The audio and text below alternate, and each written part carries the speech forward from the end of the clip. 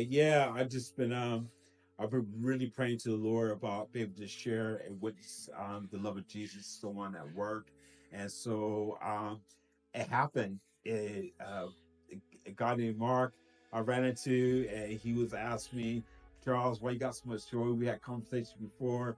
And I said, it's because of my faith in Jesus Christ. And I said, you could definitely have that as well.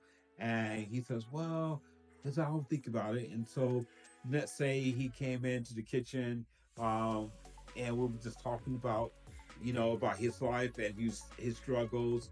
And I said to him, I said, man, I said, if you want the hope of the world in your life, all you have to do is receive Jesus Christ in your heart, and He'll come in, man, and give the same joy that I have as well, even more.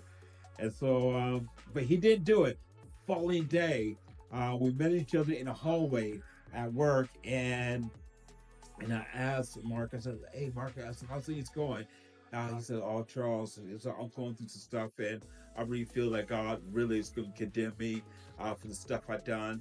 And so I said, Mark, I said, listen, we serve a God that has high standards, but we do also serve a God who's compassionate and who loves.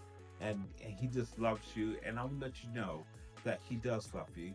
And Mark would say, well, if he does, but I still think the stuff I done, I'm not sure if he does. And I said, well, listen, I'm going to tell you about the story of the adulterous woman who was caught in the act of adultery. At that time, all the religious leaders and the village, they had stones getting ready to stone her. And they asked Jesus, what should we do?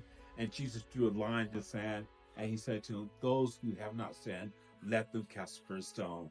And they just dropped their stones and they left. They couldn't do it.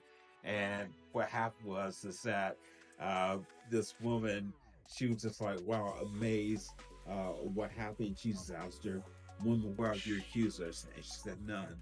And she says, well, go and sin no more.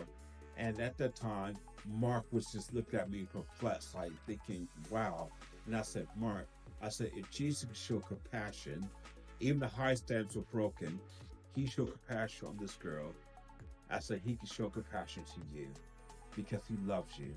And I said, if you want to know Jesus, if you want to receive him into your heart, I said, know the compassionate love of Jesus. I said, just receive him. Do you want to do that? I asked him, does he want to do it? And he went, yes. And so we went to his office. We prayed and he acknowledged Jesus Christ as the Son of God, the risen Son of God that rose from the grave 3 days later after he died. He was sitting in the right hand of the Father. And he just said, I want to make you Lord of my life. And he did that by faith. And now he is smiling. He has hope. And now we're just having conversations more and more about Jesus. And I just can't wait for more encounters with him and more encounters with Jesus. He is the hope of the world.